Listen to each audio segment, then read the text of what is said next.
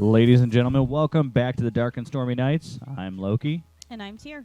And I've got a chapter for you today. So, do we have anything to get into before we get into this, or?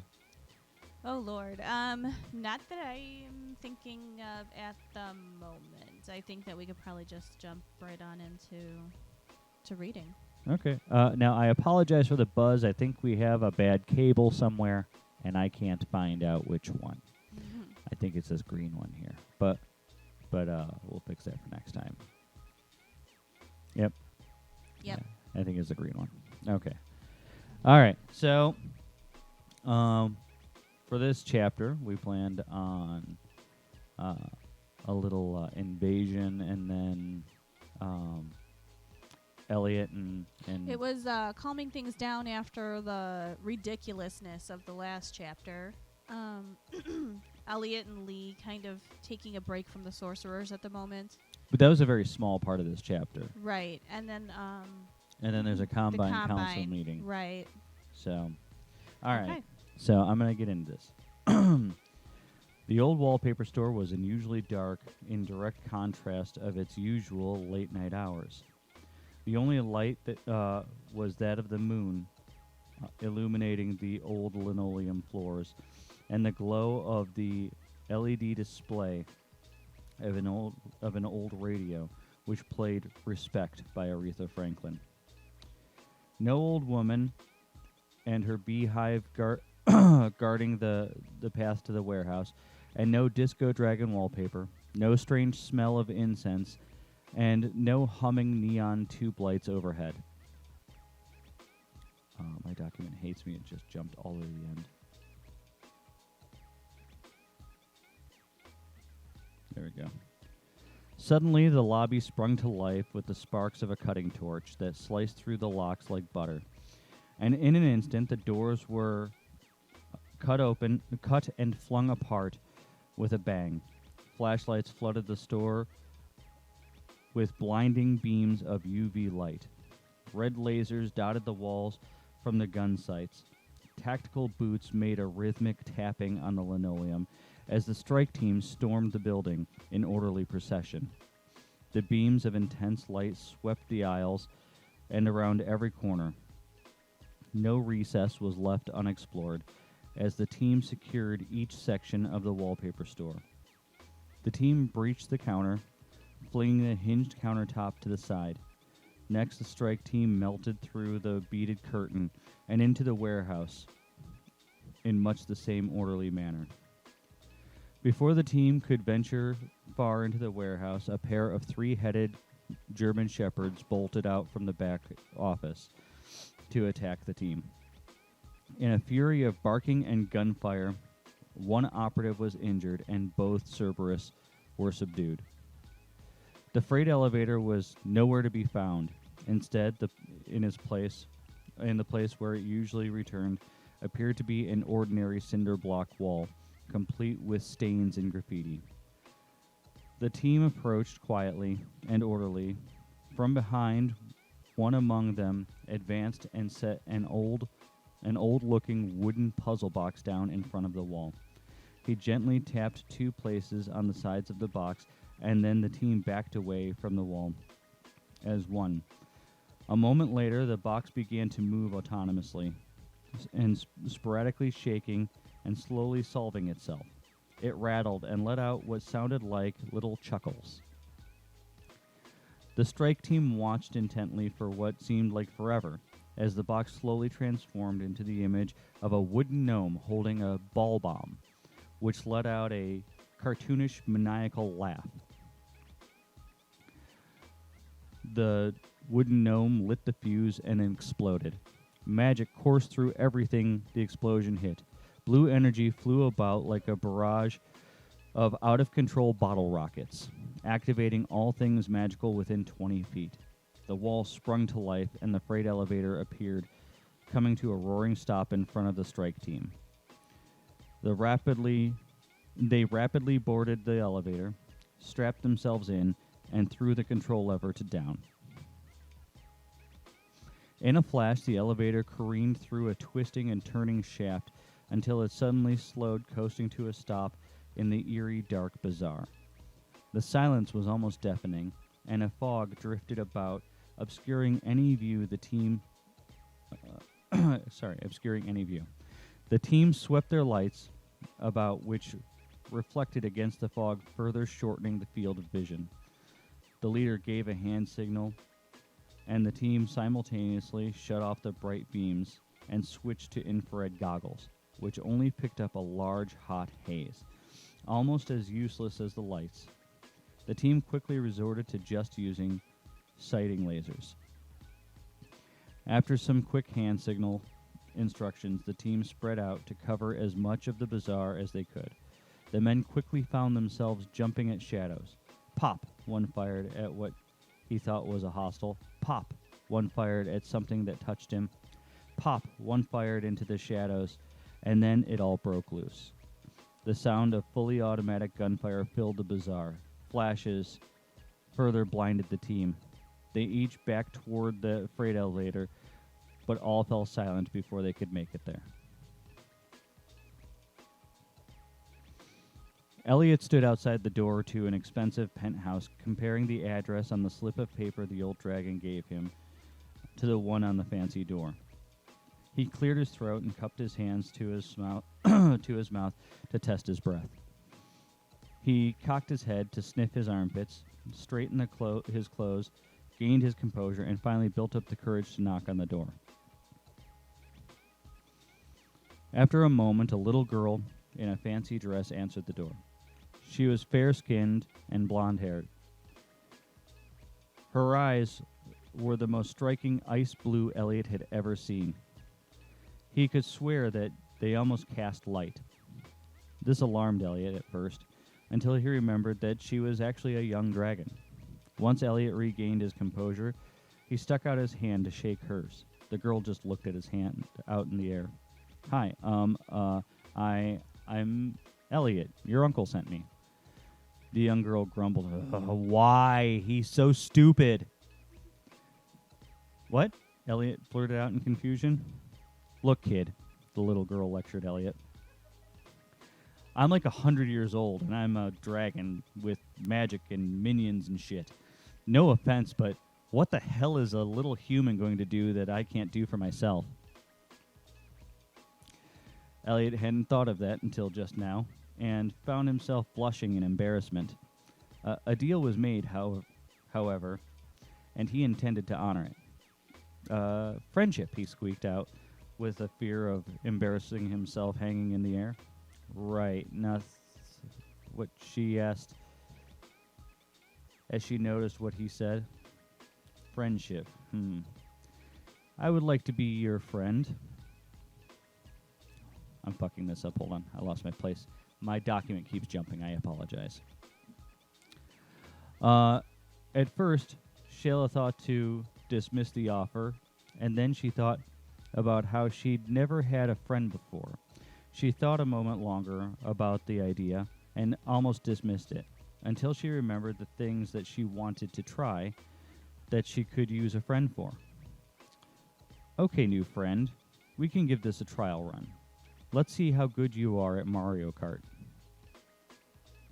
I freaking love Mario Kart, Eliot blurted out. Don't even think about using Yoshi, new friend, Shayla grumbled, in a frightening and freaky manner. You, Eliot squeaked and then cleared his throat. You got it. Oh, and by the way, you don't have to call me new friend. You can call me Eliot. We shall see, Shayla answered in a manner a little too ominous for Eliot's liking. Eliot and Shayla played multiplayer video games for hours, and after a serious talk, Eliot even stopped letting her win. Eliot informed Shayla how intense she gets when she plays, and he didn't want to upset her. He tells her a crescent moon-shaped mark on her forehead glows a pale blue when she is losing, and he was afraid it was bad. She tells him she's just excited, and she's not sure why the mark even does that. Eliot and Shayla ordered food and returned to their game. Almost an hour later, the front desk called, and Shayla told them to let the delivery person in. 2 delivery persons? That's odd. Did we order that much? This odd herb we've been smoking has made me hungry, so maybe I guess whatever. Let them in, I guess. Shayla opened the door and left the money on the table so they could return to their game without being disturbed. Before they could finish the next round of their game, Lee stormed into the room, arguing with Gary. Ren carried the food and set it all down near Eliot and Shayla. "What the fuck, Lee?" Eliot exclaimed. "You know these people, Eliot?" "Unfortunately," Eliot replied. Lee ignored Eliot and continued to argue with Gary. "Sorry, kiddo," Ren responded. "We have nowhere else to go at the moment, and this needs sorted out." "I'm sorry, Shayla," Eliot pleads. "I'll get rid of them." "No, it's fine. More friends, right?" "Are you sure?" "Yes. If they are your friends, they are mine." Eliot considers telling her that they are not really friends, but rethinks it and just returns to the game. In the background, he hears Gary talk about how fucked up what the Combine did is, while Lee explains that he agrees, but he has no choice but to serve out his contract. Ren sits next to Lee and strokes his neck, occasionally voicing argument with one or the other. "What are we going to do, Lee? You can't go back to them and do their evil bidding." "Shut up, Gary. Have I ever just done their evil bidding?" "I don't think it was on purpose, man, but you may have done some messed up shit for them." "Fuck you, Gary," Lee shouts, rattling the glasses on the marble table. Everyone feels a staticky feeling wash over them. Ren and Gary's glamours fade, revealing Gary's greenish-gray skin, pointed ears, and long nose. Ren's wings and shimmer become obvious for all to see. "What the fuck," Lee starts, but then the feeling fades and the glamours return. Eliot is staring at Shayla. "Was that you?" he asks with concern in his voice. "I guess so," she meekly says while blushing. "The ugly guy startled me when he yelled." "What?" Lee blurted out, triggering a repeat of events. Everybody just looks at her in awe. "Oh, I think we can work with this," Lee says, careful to remain quiet and calm. How long have we gone? I forgot to time it. It's been like a little over 10 minutes. You can keep going if you're not at a good breaking spot. Well, the next part we're probably going to go straight through, so we can probably break here. We can break so, here. Then. Any comments? No, I think it's funny. I like that she's like, "Yeah, dude, I ain't a kid," but she looks like a little girl. That's fun. And the abilities, yeah, definitely. It's what we discussed, so. I don't have my glasses, of course, so unfortunately this is why I'm staggering on some of this stuff. And I tried to inflate the font, but it's not really helping. It's making the page jump when I switch pages. Right. So. Yeah, no, you're fine. No, I think it's cute. I like it. I like their bonding over video games and everything, so it works. All right, cool. We're going to take a break, and we'll be right back with the second half of the story. You know what I'd like to do on a dark and stormy night? Yeah, that's right. But right after that, I'd like to turn to my favorite podcast. We are happy to join you in your post-coital bliss. Enjoy. Oh, my. And we're back. Okay, so I'm just going to jump back into the second section, okay? Yep, go for it. Nigel looks over the members of the Combine as they file into the dark old stone auditorium. He recognizes most of the faces, but some have changed. The sorcerers chatter among themselves. An obvious air of appall looms over the congregation. Nigel takes note of chatter advocating change and appeasement as much as he notes the angry suggestions of extermination.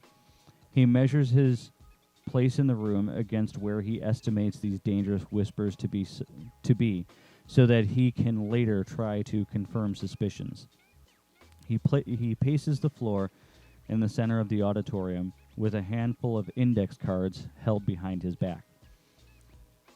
This many magic users in one place has caused the air to electrify, and the smell of ozone fills the room. The Combine's armed guards patrol the upper deck and main aisle of the auditorium. Nigel hopes they won't be necessary, but power and discord rarely mix. Once all are seated, Nigel affords the members a few moments to settle in and talk. He looks at the empty seats of those who were lost, and then looks away to others around the room he feared were next. He takes a moment to internally summon his courage, and then looks to the court steward and nods. The steward slams his gavel against the block and loudly proclaims, "Order! Order! The session of the Combine Emergency Council is called to order. I give you the Honorable Nigel Halloran, Keeper of the Huntsman." The crowd grumbles their disapproval, taking Nigel back for just a moment, until his own disapproval of the council itself wells up and substitutes for courage, giving him the fuel to press forward. Esteemed colleagues of the Combine, I am here today to address the pressing matter of long-held inequity toward the Fae and toward witch kind as well. "Traitor!" a voice calls from the back. Nigel quickly makes eye contact with his heckler and then presses forward. "You, of all people, should understand this plight, Mr. Boreal, for are you not one of those who aided to plot against the witches in the first place?" Gasps come from the crowd. "Were you not one who started the coup to begin with?" Silence befalls the room. "We have done a great disservice to our brethren, the Fae and the witches. In a bid for power, some among us chose to commit atrocities, and it is time we all must answer for these atrocities. Your purpose Your purpose is subservience. You propose subservience," another voice calls from the crowd. Nigel once again takes note of the owner of these words and returns, "No, Lady Winterfall. I propose an equal seat at the table, a seat that they once held, a seat that is rightfully theirs, a seat that we stole from them via treachery and murder. If given the opportunity, they will surely destroy us for what we have done," another voice calls.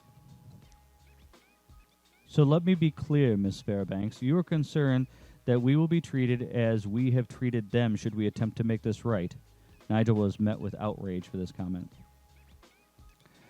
"You overstep, boy," an older male voice cuts through the chatter. Nigel looks to see who answers him. An older member of the council stands and begins to ascend to the floor. "I mean no but disrespect, Mr. Arnicus, but these are dire charges, and we must answer true and fairly." "We must do nothing," Mr. Arnicus barks back at Nigel. "This little insurrection should be put down with force. We should be calling in a strike team to cut down this uprising before it gains any more steam, and you must be removed of your position for entertaining their demands." Nigel felt a lump forming in his throat, but stood his ground. "We are caught guilty, and you propose genocide of those who we have wronged. You are obviously mad, Mr. Arnicus. Is it that you fear that you will have to answer for your part in this?" "They were different times, boy. We did what had to be done. You may think us evil, but a war could have ended us and mankind with us. Action had to be decisive, harsh, and swift. How dare you stand in judgment of your superiors? Your hatred for this council is glaring, and it has become clear that you are no longer fit for your station. Mr. Arnicus, your rhetoric will not work here among reasonable and wizened sorcerers, as it would among humans. Where do you think you are? Congress? The old ways are what got us into this mess, and it will take new thinking to get us out of it. We must make amends or face the greatest war we have ever faced, and with depleted staff against a foe we no longer understand.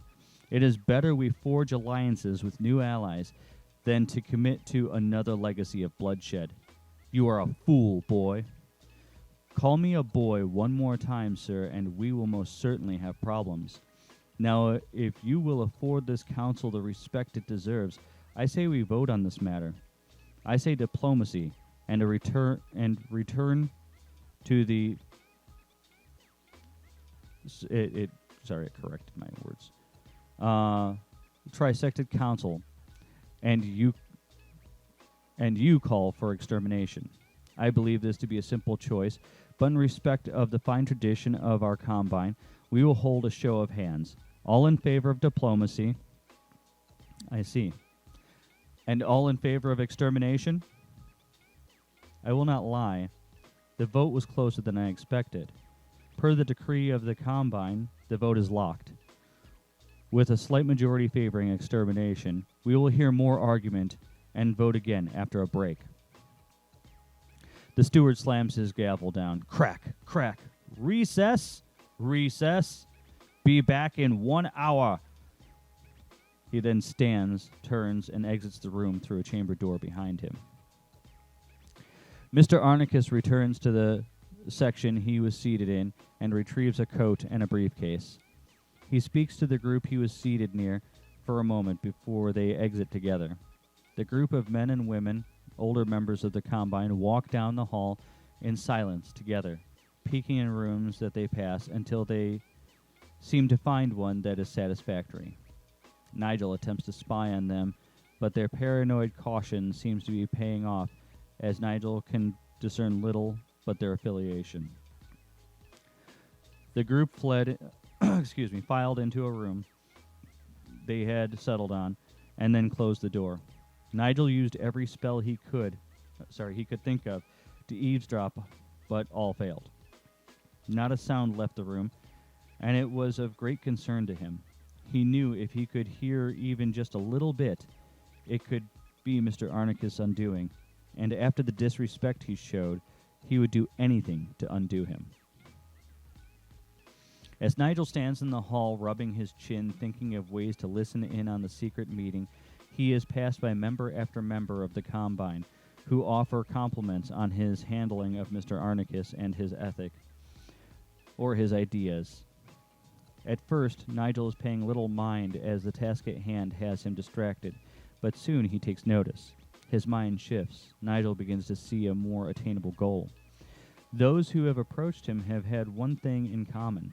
They have been the younger members of the Combine. Nigel realizes he must rally his allies and supporters.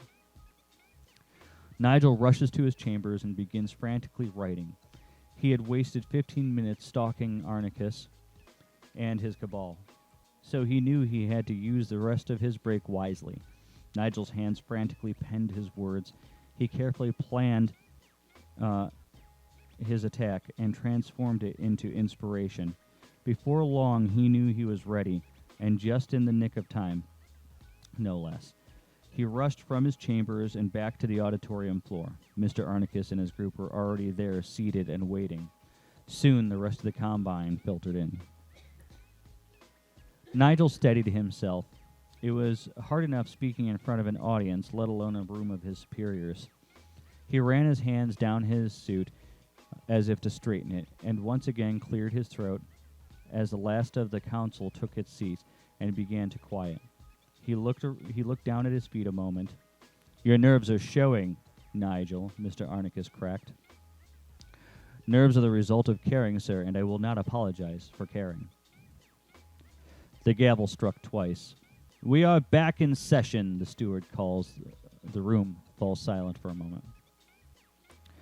"My esteemed colleagues, members of the Combine, I now recognize that we are split by time itself. Many of you are from a different age, the age when the Combine was last a triumvirate, an age where peace existed between the Seelie, Unseelie, witch, and sorcerer kinds.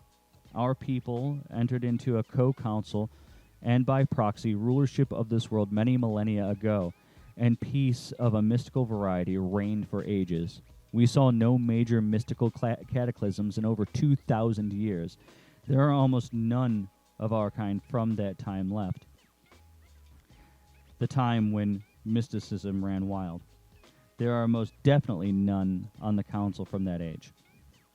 Mr. Arnicus wore a frown almost bigger than his face as he squirmed in his seat.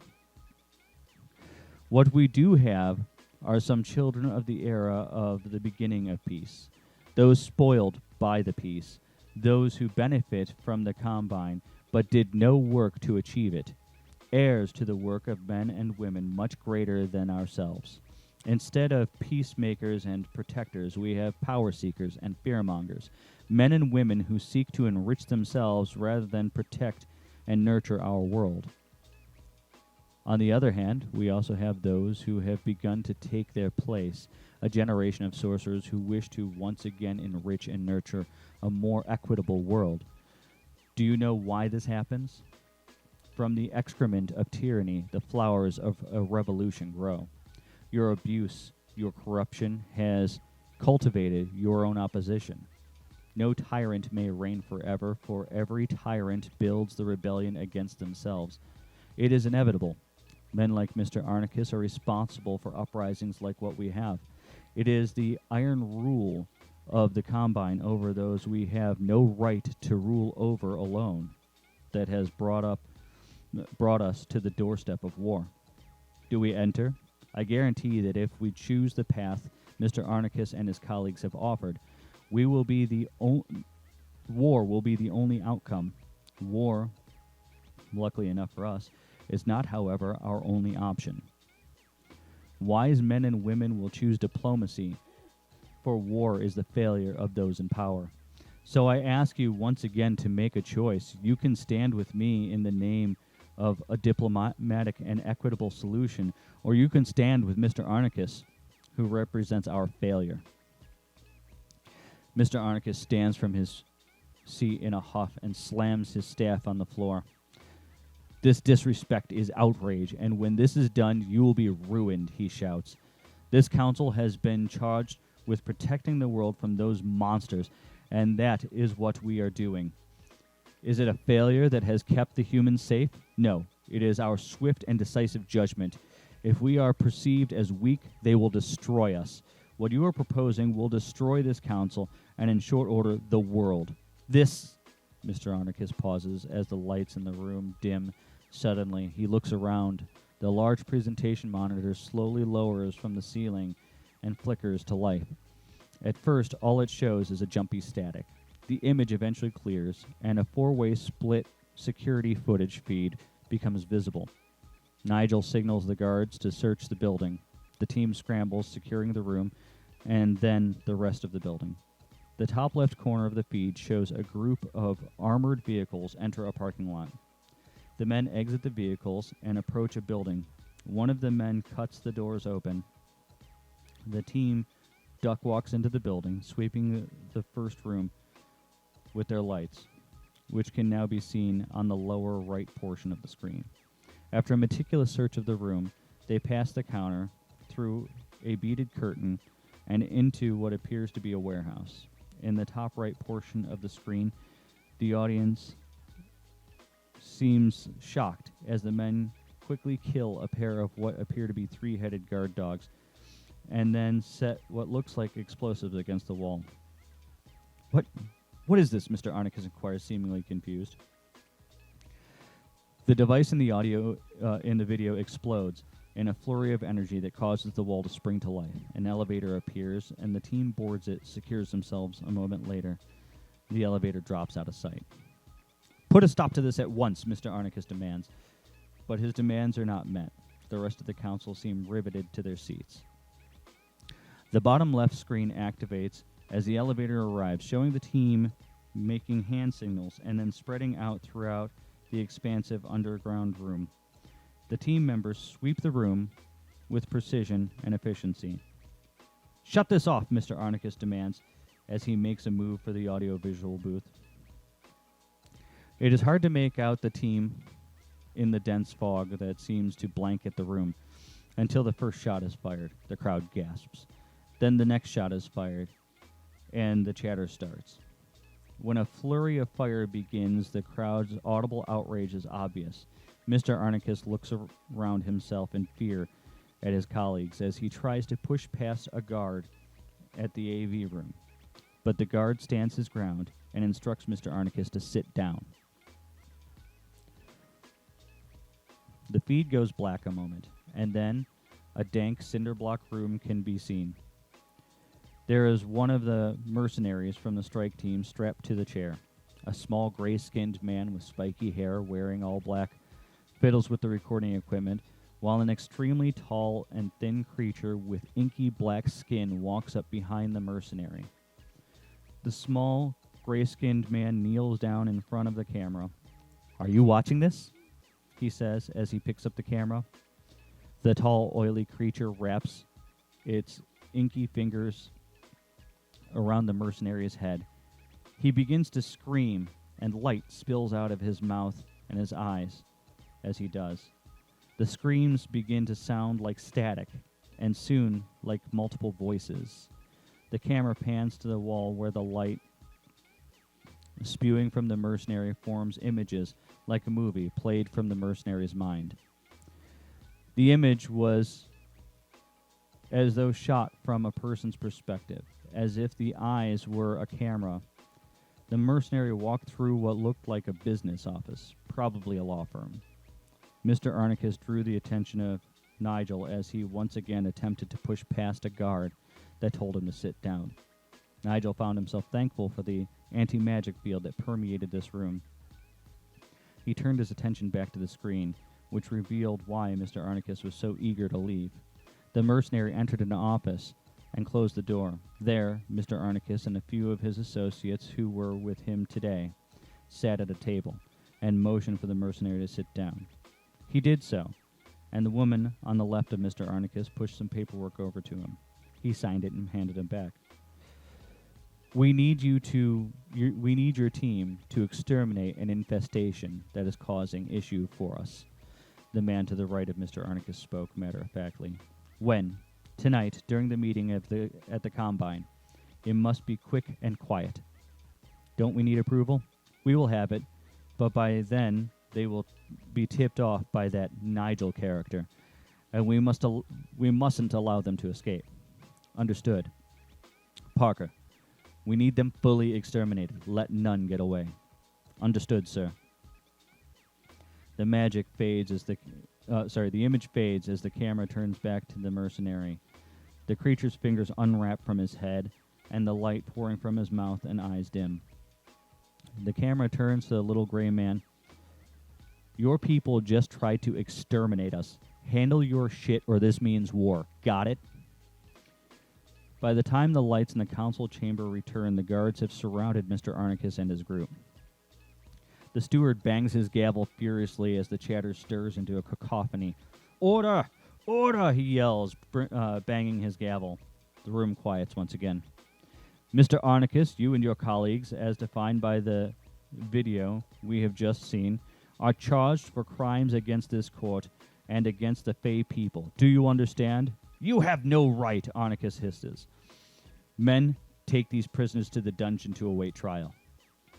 Each of Mr. Arnicus' group are handcuffed and gagged, their items seized, and they are hauled away. Once the chaos has calmed and order is restored, the steward once again slams his gavel. "It is time once more to put this issue to a vote. All in favor of war?" Almost none raise their hands this time.